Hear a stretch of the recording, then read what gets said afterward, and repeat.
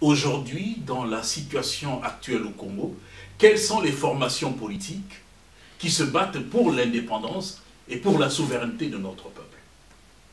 C'est ça la vraie question.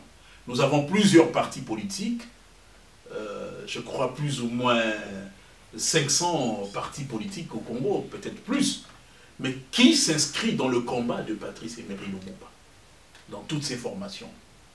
Il y en a peu. Moi, je ne vois pas. Mais je me souviens quand même qu'il y a quelques années, précisément après l'assassinat de Laurent Désiré Kabila, il y a eu un processus, nous sommes allés aux élections en 2006. Il y a eu le PPRD, la plupart des cadres sont venus de l'AFDEL, l'AFDEL qui est arrivé au pouvoir avec Laurent Désiré Kabila.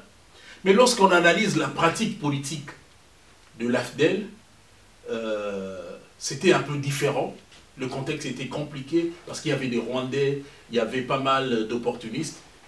Après l'assassinat de Laurent Désiré Kabila, Joseph Kabila qui a pris le pouvoir, il a créé ce qu'on appelait le PPRD. On a cru que ce parti allait s'inscrire dans le combat de l'AFDEL, le combat de Laurent Désiré Kabila. Curieusement, la pratique a demandé pendant 18 ans de règne de Joseph Kabila. Ce qu'ils ont fait n'avait rien à voir avec la vision de Lumumba, la vision de Kabila Laurent, qui s'est battu pour l'indépendance de notre pays et pour la souveraineté de notre peuple. Donc, ils n'ont pas été à la hauteur par rapport à cela. Nous ne pouvons pas dire qu'ils sont dans ce combat-là. La pratique l'a démontré. Ils peuvent tenir des beaux discours, mais le critère de vérité, c'est la pratique. Je prends aussi un autre cas d'un parti qu'on appelait le Parti Lumumbiste Unifié. À la tête, Antoine Gizenga, qui était le vice-premier ministre de Patrice Emery Lumumba. Lorsqu'on a organisé les élections en 2006, curieusement, le PALU, qui n'était pas au pouvoir, a réalisé un score extraordinaire. Ça prouve à suffisance que dans le peuple, l'idée de l'indépendance, de la souveraineté, continue à vivre. Gizenga s'est positionné en troisième position, excusez-moi la tautologie, lui qui n'avait pas de moyens, lui qui n'était pas sorti de sa résidence pour aller battre campagne. Et Kabila était au point de quitter Kinshasa, de fuir, parce que je me souviens que le MLC était fort dans la ville de Kinshasa. Et c'est au deuxième tour que Gizenga a donné le mot d'ordre en faveur de Kabila. Kabila est resté. Et il y a eu un gouvernement qui a été mis en place. Ce gouvernement a travaillé et a réalisé un certain nombre de choses. Il s'est battu dans une certaine mesure pour assurer la souveraineté, l'indépendance, mais ce n'était pas vraiment ça le combat de Patrice Emery Lumumba et de Laurent Désiré Kabila. Quand on voit ce qui s'est passé après, il y a eu pas mal de réalisations. Je prends le cas, Mobutu nous avait légué une dette de 15 milliards. Grâce à ce gouvernement dans lequel il y avait les lumumbistes, on a payé la dette. On a commencé à augmenter les salaires des gens. Ça, c'était des points positifs du gouvernement où il y avait des lumumbistes à l'intérieur. Mais c'était un gouvernement hétérogène sur le plan idéologique. Ce n'était pas ça, la pensée de Patrice Emery Lumumba, ni de Laurent Désiré Kabila, puisque ceux qui venaient du PPRD étaient là-dedans, n'avaient rien à part le discours, en disant nous sommes des lumumbistes, mais dans la pratique, il n'y avait rien. Nous sommes les héritiers de Mouzé, mais dans la pratique, il n'y avait plus rien. Tout ce que Mouzé avait laissé, Laurent Désiré Kabila, les réserves stratégiques, les cantines, tout ça a été supprimé. Donc, dans la configuration actuelle, il est difficile de dire que le combat de Patrice Emery Lumumba continue à travers les organisations politiques qui essayent de mener la lutte sur place au terrain. Mais, de tous ces partis politiques-là, il y a quand même, je peux dire, il y a quand même des formations politiques qui essayent de suivre la pensée politique de Patrice Emery Lumumba. Okay. On peut tout dire, le PALU quand on voit la manière dont il était organisé, à partir des rues, quand on voit ce que Laurent Désiré Kabila avait tenté de faire à travers les CPP et autres, on se dit, cette forme-là d'organisation, c'est des gens de gauche qui voulaient se battre pour l'indépendance, pour la souveraineté de notre peuple. Sur le plan idéologique, le parti lumumbiste, se réclamant du courant de Lumumba, des idées de gauche, a montré que seuls ils étaient capables de renverser les choses et ils ont gagné pas mal de choses pendant la campagne électorale et ils sont arrivés au pouvoir de la manière dont nous savons. Mais toujours dans la stratégie de déstabilisation, tout a été fait pour casser ce parti-là afin qu'il ne continue plus à vivre. Et ça, c'est l'œuvre du PPRD qui a tout fait pour casser le PALU. Le PALU qui est un parti lumumbiste, mais des cendres du PALU qui continuent à exister, hein, mais aujourd'hui en plusieurs, groupes, l'indépendance de notre pays, nous voulons la souveraineté de notre peuple. Donc Nouvel Élan est né des cendres de cette lutte-là, qui s'inspire du combat de Patrice Emery Lumumba, qui s'inspire du combat de Laurent Désiré Kabila, du fait que nous voulons l'indépendance de notre pays et la souveraineté de notre pays, mais nous ne refusons pas de collaborer avec l'extérieur. Nous acceptons de collaborer avec n'importe quel pays du monde, pourvu que le fruit de cette collaboration profite à notre peuple. C'est ça notre philosophie, c'est ça le lumumbisme. C'est la raison pour laquelle les gens n'ont pas compris. Lorsque Gizenga nomme Muzito comme son successeur à la tête de la primature, il lui confie l'héritage de continuer. Et ceux qui ont combattu Muzito, croyant qu'il combattait l'homme, mais ils ont combattu la décision que Gizenga avait prise en confiant à ce monsieur la continuité de son combat politique. Et ça n'a pas plu à ses adversaires. Ils ont coalisé avec certains membres de la direction, un peu comme dans les années 60. Ils vont recruter dans la direction du PALU pour déstabiliser Muzito. Ils ont empêché que Muzito soit candidat à l'élection de 2018. Ils l'ont fait partir du parti. Et Muzito s'est organisé, bien qu'il n'était pas candidat à l'élection présidentielle, il a travaillé à mettre en place ce qu'on a appelé plus tard la MOUCA. Alors, que reste-t-il de ce combat aujourd'hui? Dans la classe politique actuelle, il y a peu de gens qui s'inspirent de la pensée de Patrice Emery Lumumba, de Laurent Désiré Kabila, pas sur le plan des noms, mais sur le plan de la lutte pour l'indépendance, la souveraineté de notre peuple. Cette indépendance qui veut que nous puissions aussi travailler avec les autres. Nous ne disons pas que nous allons évoluer fermés, sans tenir compte de l'évolution du monde. Nous sommes prêts à travailler avec tous les peuples du monde, pourvu que le fruit de cette collaboration profite à notre peuple. Voilà le contenu du combat. Que reste-t-il? Je réponds à la question. Que reste-t-il de ce combat? Je dis, dans la configuration actuelle, au Congo, il y a peu de partis politiques qui se battent pour... Mais nous avons un peuple qui est toujours disponible, et même l'Afrique est en train de se lever, en suivant les orientations de Lumumba, de Thomas Sankara, et d'autres qui se sont battus, les Modibo Keïta au Mali et autres, qui se sont battus pour l'indépendance de l'Afrique, pour l'indépendance du Congo. Nous avons un modèle, c'est Lumumba. Nous avons aussi un modèle, c'est Laurent Désiré Kabila. Il peut avoir eu des défauts, chacun de nous a ses défauts, mais je parle de l'orientation idéologique pour la souveraineté et pour l'indépendance de notre pays. Notre organisation politique, Nouvel Élan, s'inscrit dans cette lancée, dans cette direction de la lutte de Patrice Emery Lumumba et de Laurent Désiré Kabila. Ces deux personnalités politiques de notre pays ont marqué l'histoire. L'histoire du Congo, l'histoire de la lutte de notre peuple pour l'indépendance et la souveraineté de notre peuple. Lumumba est arrivé au pouvoir grâce aux élections de mai 60. Il était à la tête d'une coalition, la coalition des nationalistes qui avaient gagné les élections, qui était majoritaire à l'Assemblée nationale, au Parlement. Donc, mais bien avant, cette victoire de Lumumba a été rendue possible par rapport à plusieurs événements qui se sont déroulés pendant la colonisation belge. Donc, c'est des dates importantes que les Congolais doivent retenir dans l'histoire de notre pays. À telle enseigne que lorsqu'on organise les élections de mai 60, eh ben, c'est Lumumba qui incarne la lutte pour l'indépendance du pays, qui les gagne avec la coalition de tous ceux qui étaient pour l'indépendance, parce que la classe politique aussi était divisée. Il y a de ceux qui étaient pour la continuité de la domination belge. Je me souviens qu'il y a un parti, mon père me parlait d'un parti, le PNP, qu'on appelait Penepene Namundele.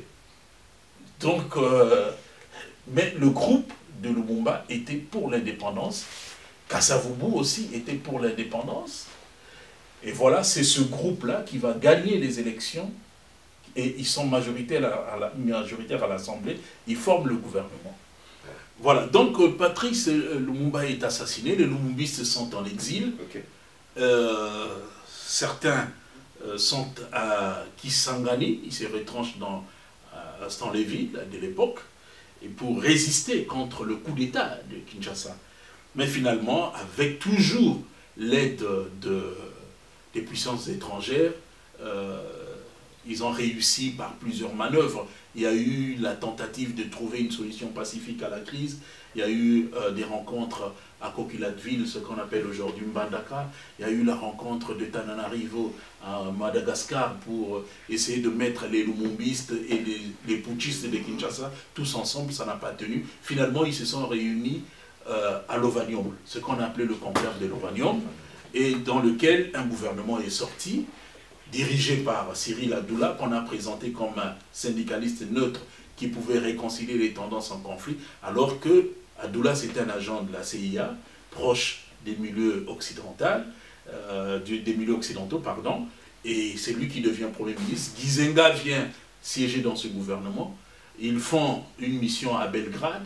À son retour, on le prend, on le met en prison. Donc, c'est le groupe de Binza, avec Mobutu en tête, les Kasavubu, les Tshisekedi, les Bomboko, c'est eux qui font la loi au Congo. Les Lumumbistes sont en exil, à Brazzaville et ailleurs. Et c'est là que Moulele, qui était ministre de l'Éducation, décide de prendre les armes après avoir été en Chine. Il prend les armes parce qu'il est convaincu que la lutte pacifique n'aboutira pas. Et les trois quarts du pays est entre les mains des insurgés lumumbistes, avec Pierre Moulele à la tête, et Laurent Désiré Kabila est à l'est du pays. Il est mandaté pour aller ouvrir un front à l'est du pays. C'est un jeune lumumbiste qui était déjà à Kisangani à l'époque. Finalement, les trois quarts du pays sont entre les mains des insurgés. Une fois de plus, c'est l'intervention belge, les Américains, les Belges qui sautent sur Kisangani, l'opération Omegang bruxellois, pour réduire les insurgés lumumbistes qui étaient en train de récupérer le pouvoir militairement, ce qu'ils avaient perdu. Et finalement, Moulele, qui se retrouve plus tard à Brazzaville, est arrêté en 68, transféré à Kinshasa, il est assassiné. Laurent Désiré Kabila reste à l'extérieur du pays, il est en Tanzanie, il est tantôt à Dar es Salaam, il est au Soudan, voilà, il a un maquis à l'Est. Il continue à résister, et la guerre froide finit dans les années 90 avec l'effondrement du mur de Berlin, et les Américains changent leur stratégie dans notre région, et ils cherchent comment placer d'autres personnes à la tête du Congo. Mobutu n'est plus important, et il y a eu ce qu'on a appelé l'AFDL. On a créé un mouvement à partir du Rwanda, de l'Ouganda, pour renverser le régime de M. Mobutu. Et c'est là que Laurent Désiré Kabila ressurgit. Il est dans ce mouvement-là. Les Américains ne lui font pas confiance, parce qu'ils se souviennent de ce monsieur qui est un pro-lumumbiste anti-politique occidentale. Mais c'est Museveni, c'est Kagame qui donne des garanties à ces messieurs, américains et autres, pour dire que nous allons assurer la sécurité, nous allons assurer la logistique, les troupes seront les Rwandais et Ougandais, les troupes rwandaises et ougandaises. Donc il n'y a pas lieu de vous inquiéter. Laurent Kabila, nous les connaissons, les autres sont des jeunes, ils n'ont pas l'expérience, on a besoin de cet homme-là.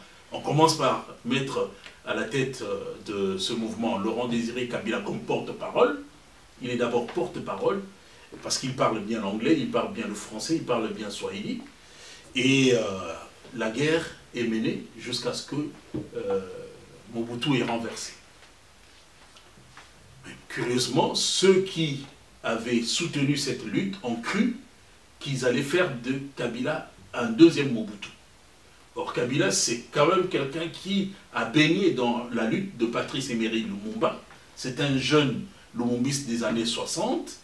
Il n'a pas perdu son orientation idéologique et politique. Et il s'oppose au dictat des Rwandais, des Ougandais et des maîtres de ces pays-là, c'est-à-dire le monde occidental qui veut prendre les richesses du pays sans rien laisser au Congo ou aux Congolais. C'est là qu'est né le conflit. Donc, vous voyez que Lumumba est assassiné parce qu'il veut l'indépendance de notre pays, oui, la souveraineté de notre pays.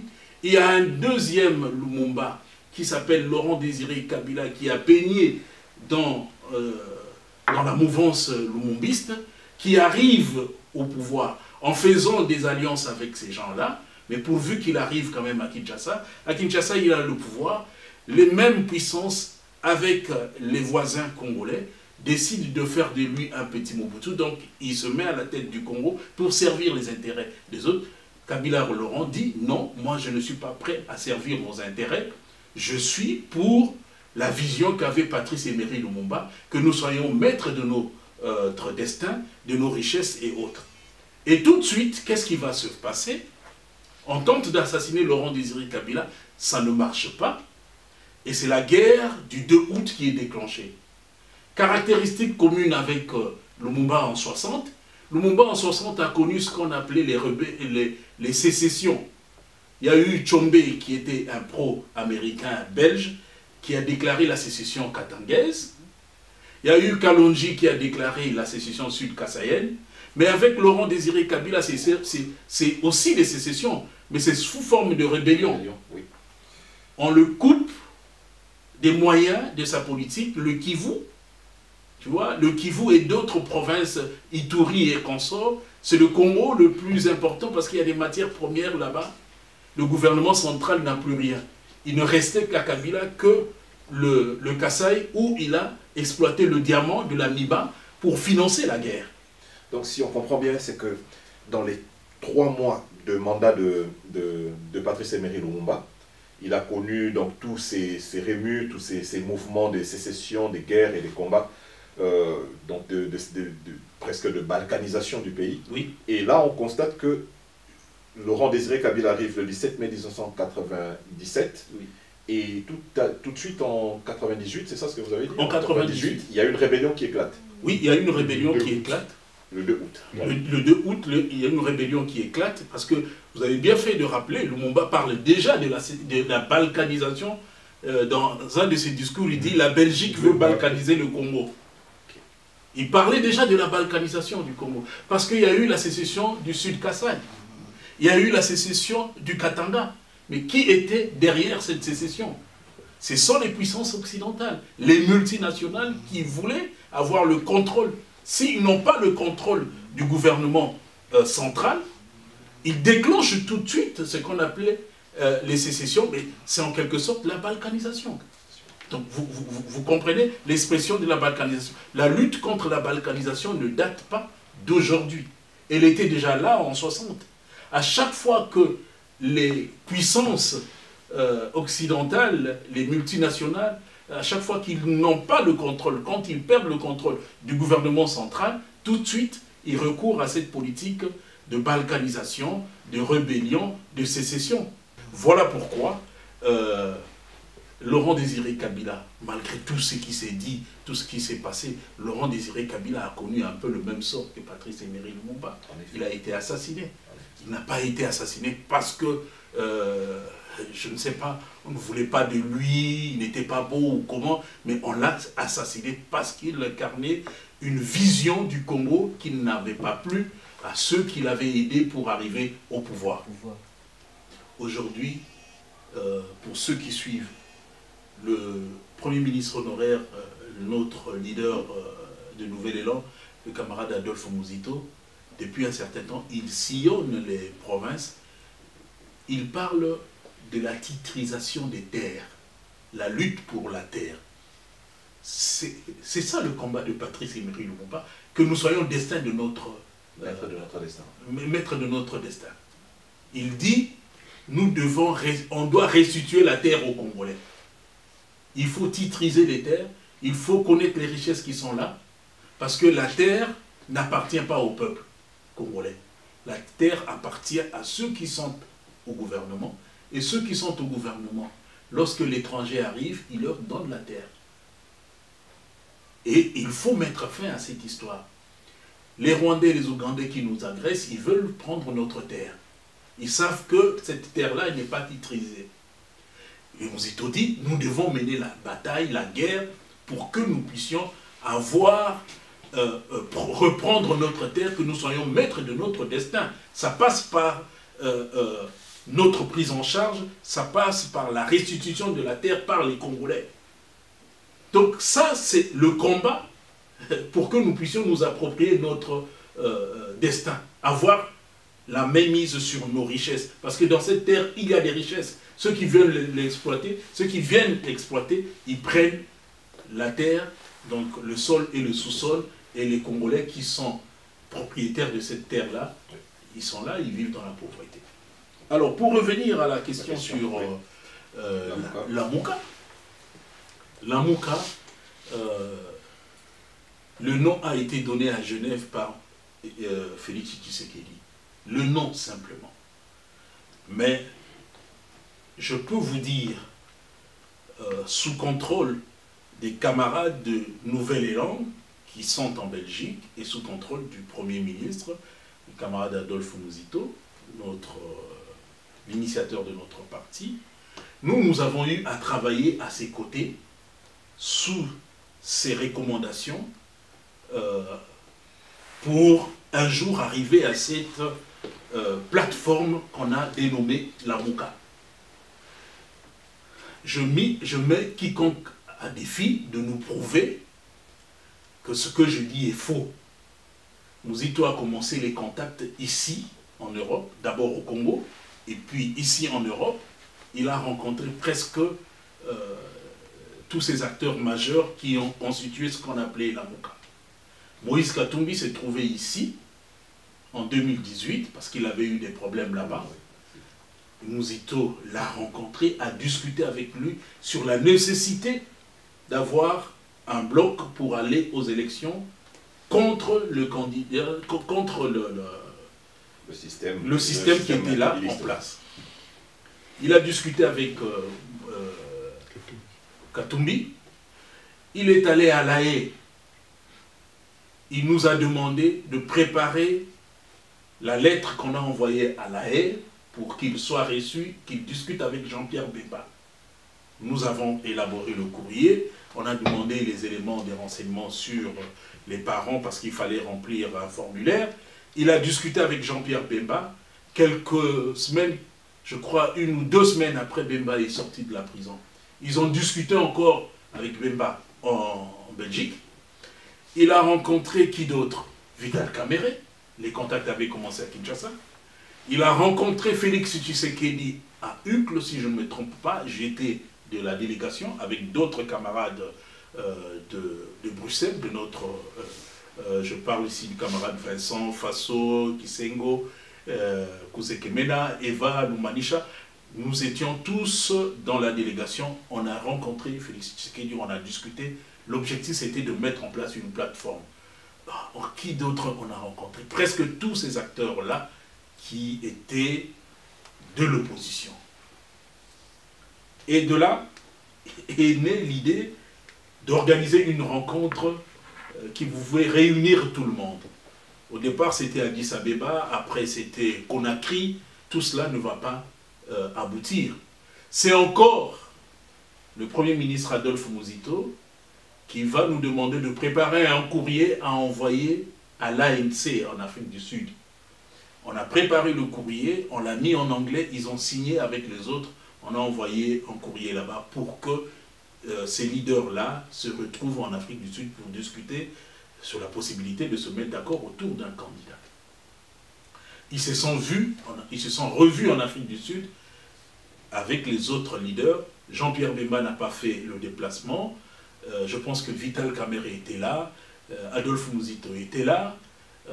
Je ne me souviens plus si Moïse Katumbi était là, mais je sais que Tshisekedi était représenté par celui qui est devenu son ministre de l'Intérieur dans le premier gouvernement, Gilbert Kankondé.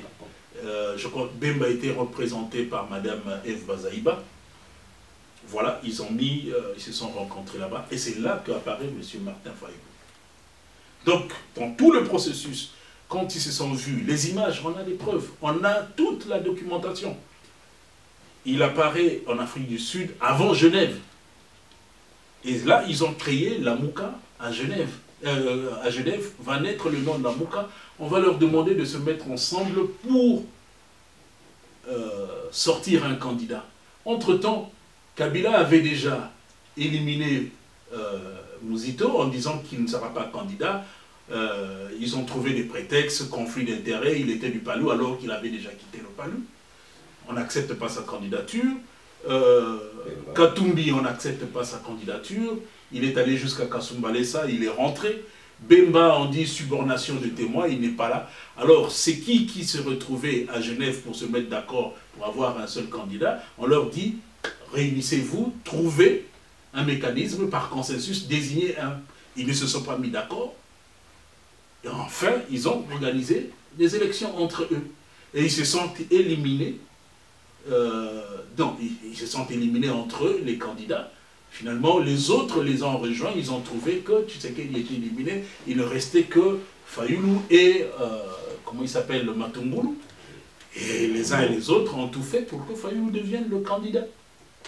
Comment? À l'élection. Là, c'est la Mouka qui naît. C'est la Mouka qui naît là. C'est une plateforme électorale avec un seul candidat, Martin Fayulu. Tous les autres candidats qui étaient là, hommes politiques, leaders politiques, personne n'a pris le risque ou n'a accepté d'aller avec M. Fayulu comme candidat commun. Il n'y a que Muzito qui décide d'accompagner Fayulu dans la campagne électorale parce qu'il a participé dans le choix de celui qui était là. Il y a d'autres choses que je ne veux pas dire à ce stade, mais Muzito a joué un rôle important dans le choix, dans la désignation de M. Fayulu. Et c'est une plateforme qui se transforme. Ce n'est plus une plateforme électorale, elle devient une plateforme de résistance avec des objectifs politiques, lesquels résister et faire des propositions pour que nous ayons des bonnes élections en 2023. Avant, on a recherché la vérité de Zion, ils ont fait une tournée européenne, américaine, pour dire, recompter les voix, pour que nous puissions résoudre le problème de la légitimité. On saura qui avait réellement gagné les élections. Ça n'a pas marché. Recomptage de voix, reprenons les élections, ça n'a pas marché. Maintenant, on est dans la résistance. Qu'est-ce que nous allons faire? Nous allons mener des actions pour que les prochaines élections, pour qu'on obtienne les réformes. On demande à Tshisekedi d'organiser une rencontre pour que nous puissions avoir une CENI réellement neutre, une cour constitutionnelle réellement neutre. Peut-être qu'ils se sont trompés. Quelqu'un qui est arrivé par la fraude, pouvait-il organiser ces rencontres avec comme objectif de démocratiser les choses? Moi, je pense qu'ils se sont trompés. C'est possible. Bon, ils ont mené des actions sur terrain pour pousser le régime à aller vers des réformes pour avoir des bonnes élections en 2023. Ils ont continué, les deux, jusqu'à ce que, il y a peu, l'année dernière, on était tous surpris d'apprendre de la bouche de M. Fayulu qu'il créait ce qu'on a appelé le bloc patriotique, à l'insu de Nouvel Élan de Muzito. Ils étaient restés à deux. Alors nous, en parallèle, on a vu les catholiques, à travers le KLCC, les protestants à travers le Milapro, prendre la même initiative.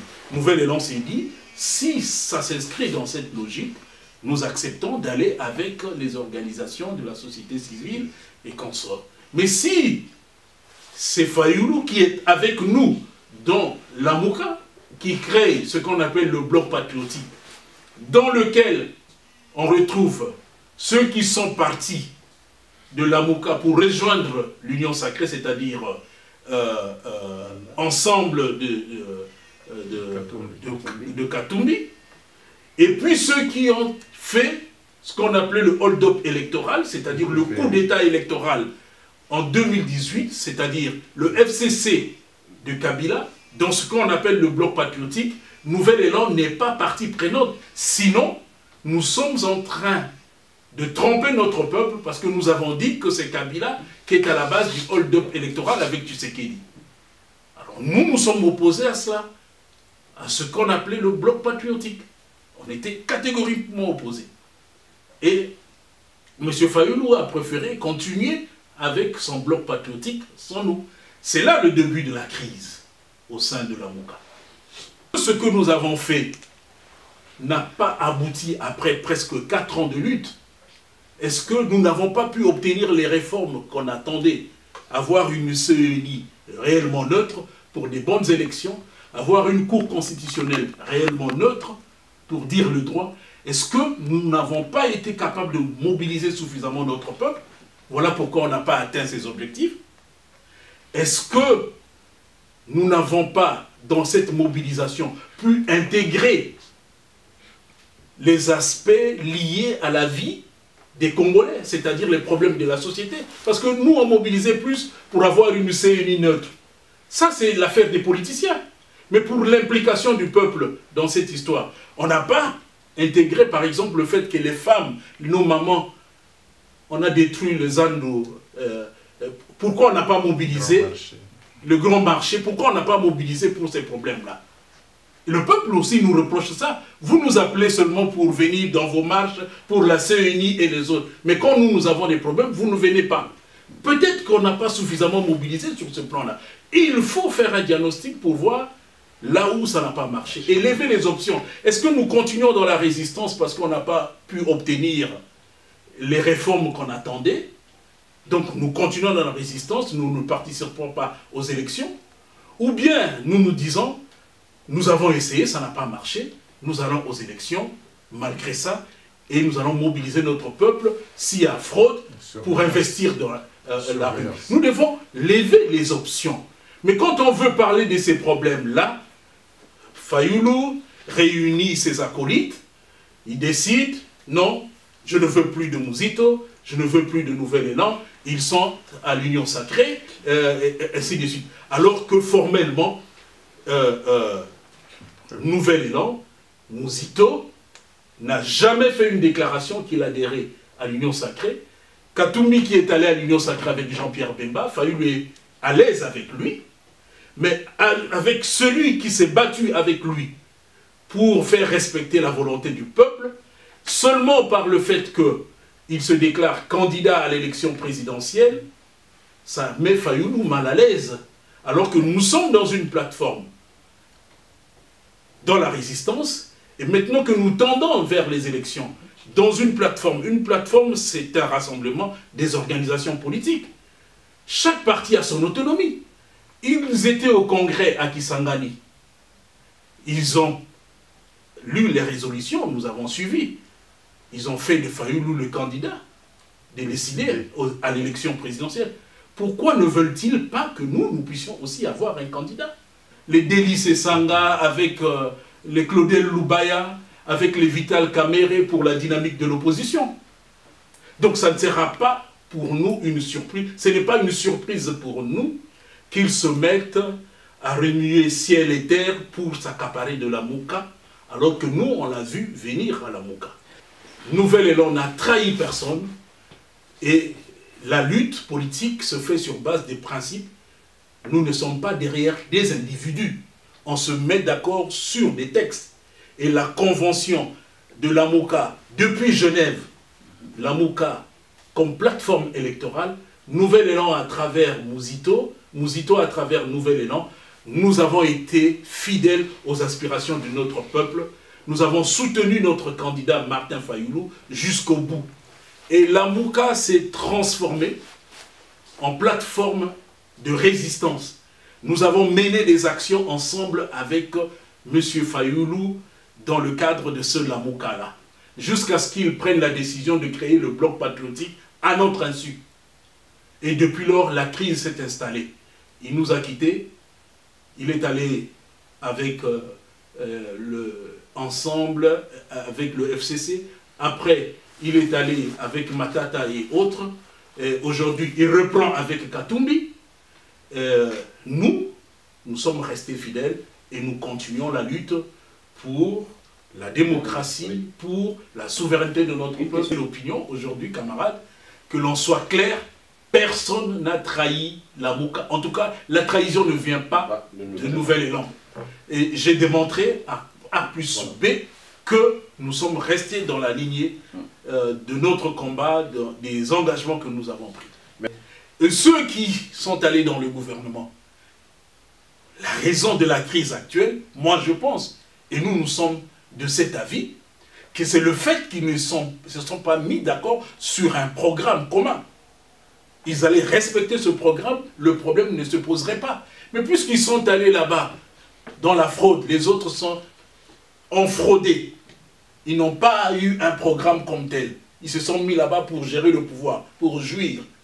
Et ceux qui les ont rejoints, ils ne se sont pas basés sur un document, un texte en disant « nous nous mettons d'accord pour réaliser ça et ça, nous allons évaluer ». Conséquence, les gens de Katumbi se rendent compte qu'ils n'ont rien fait.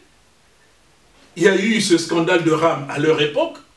Il y a eu cette histoire de la CENI, la loi électorale, l'adhésion à l'ASC. Tous les dégâts, ils étaient là. Et lorsqu'il s'agira de juger le bilan, ils sont comptables. Ils ne nous diront pas que ça ne les concerne pas. Ils ont été là-bas, ils ont leur part des responsabilités.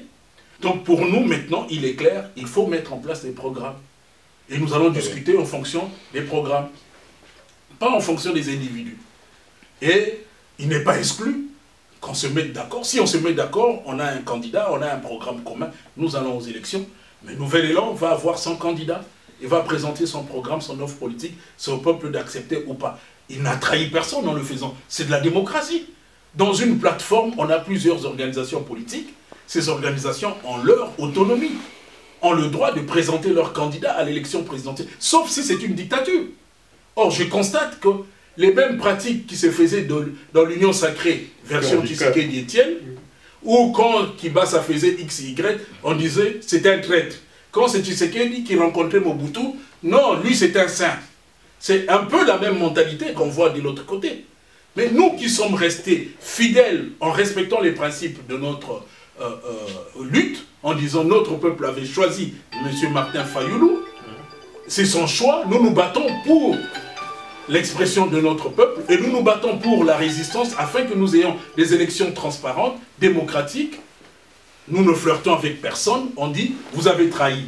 Et eux qui sont allés en plein jour avec les Matata, avec les Chadari, en faisant le bloc patriotique, en se ralliant de nouveau avec Katumbi qui a fragilisé la lutte de notre peuple, ceux-là n'ont pas trahi le peuple. Mais c'est le Nouvel Élan qui a trahi du fait qu'il refuse le dictat de M. Martin Fayoulou. C'est ça la précision à donner à notre peuple pour qu'il sache bien qui est qui et qui a fait quoi. Et avoir les éléments qui viennent des provinces, parce que nous, le Nouvel Élan, nous sommes quand même bien implantés à travers toute l'étendue du territoire national. Nous avons demandé à nos provinciaux de nous remonter tous les éléments en rapport avec le déroulement des opérations d'enrôlement. Mais nous constatons, au regard déjà de ce qui nous arrive comme information, mais au moment opportun, nous allons produire une déclaration avec des informations sur ces enrôlements. Le travail se fait, mais nous constatons déjà que les choses ne marchent pas.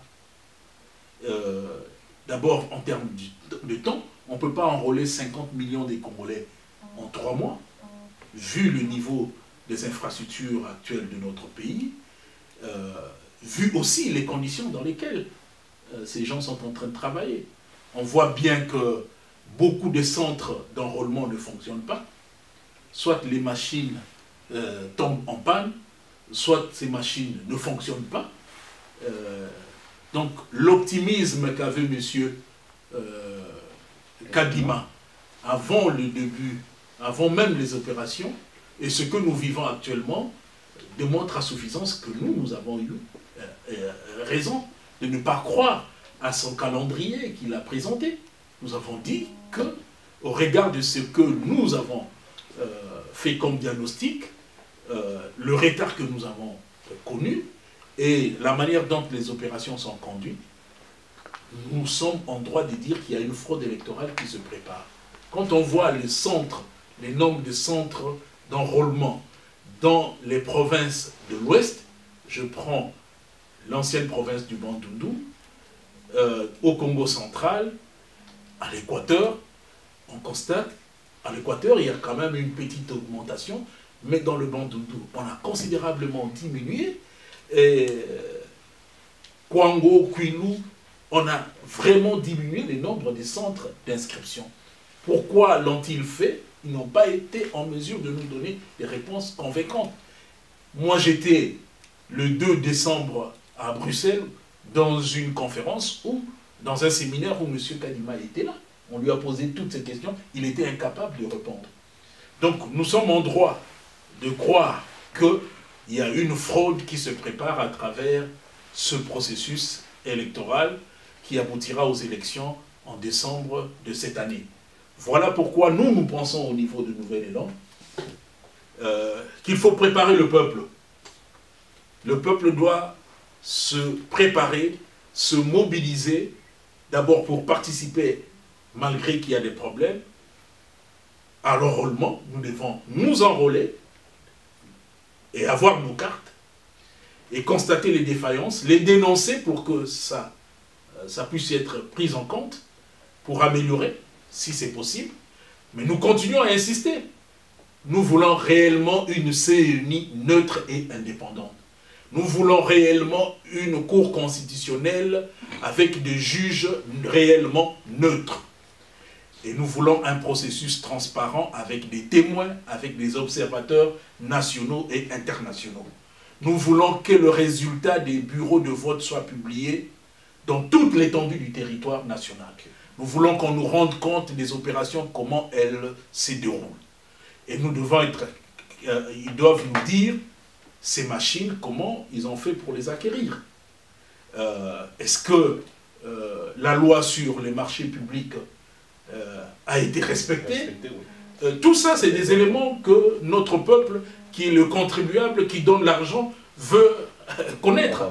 Donc c'est opaque jusqu'à ce moment, et Nouvel Élan, au moment opportun, rendra public ces enquêtes, parce que nous avons mis en place une structure pour suivre ces élections. Mais nous mobilisons le peuple, comme je l'ai dit, puisque nous nous situons dans le combat de Patrice Emery Lumumba, qui dit « Nous devons nous prendre en charge, nous devons prendre le destin de notre pays, de notre peuple en main. » Voilà pourquoi le peuple doit se mobiliser pour prendre en charge ce processus, parce que si nous faisons des mauvais choix, si nous acceptons de nouveau la corruption, la fraude, eh bien, nous allons vivre le même phénomène qu'on a vécu de 2018 avec Tshisekedi jusqu'en 2023.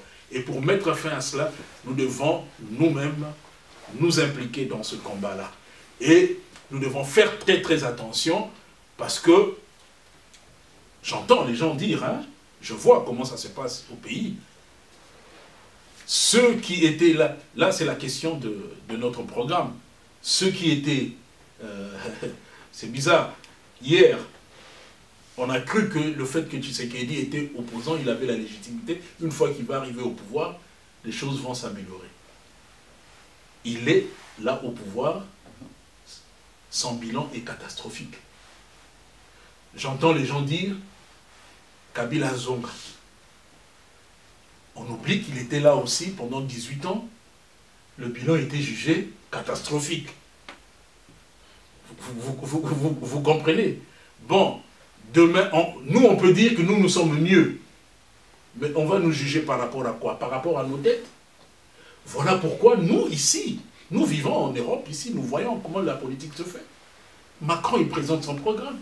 Les gens le jugent par rapport à son programme, pas par rapport à la tête de Macron. Nous devons copier des bons exemples.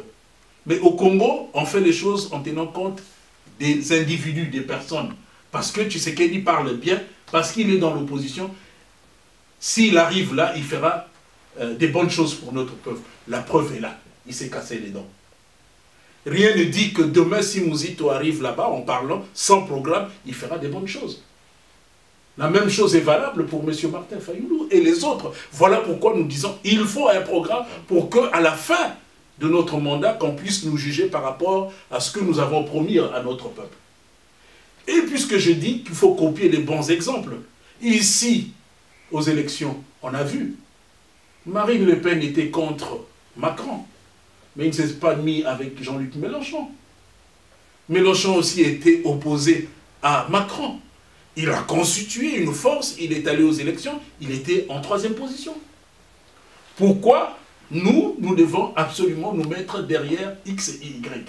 En remerciant tous les camarades qui se sont déplacés aujourd'hui pour cette conférence qu'on a organisée pour commémorer Patrice Emery Lumumba, Laurent Désiré Kabila, et puis répondre à certaines interrogations sur les questions brûlantes d'actualité politique dans notre pays, parmi lesquelles cette question de l'enrôlement et de l'AMOCA. Et voilà, moi je remercie tous ceux qui se sont déplacés. Je remercie aussi le camarade Christophe pour la modération. Je souhaite que nous puissions, nous, dans Nouvel Élan, continuer dans la même lancée, dans cette vision qu'avait Patrice Emery Lumumba, Laurent Désiré Kabila, c'est-à-dire la lutte pour l'indépendance, pour la souveraineté de notre peuple. Et nous voulons de l'indépendance, mais nous voulons aussi collaborer avec les autres États du monde. Tous les États du monde sont les bienvenus dans notre politique, mais pourvu que le fruit de cette coopération profite à la grande majorité de notre peuple et non à des individus. C'est ça la philosophie de Nouvel Élan. Aujourd'hui, nous élaborons notre programme que nous allons présenter à notre peuple lors des élections. Et puis, nous nous mobilisons pour barrer la route à la fraude électorale. Et nous voulons avoir des alliances basées sur le programme et non sur les individus pour corriger les fautes, les erreurs du passé. Donc, Nouvel Élan continue ses activités, ses réunions ici en Europe, principalement en France. Donc, les activités continuent. Ceux qui veulent nous rejoindre peuvent adhérer.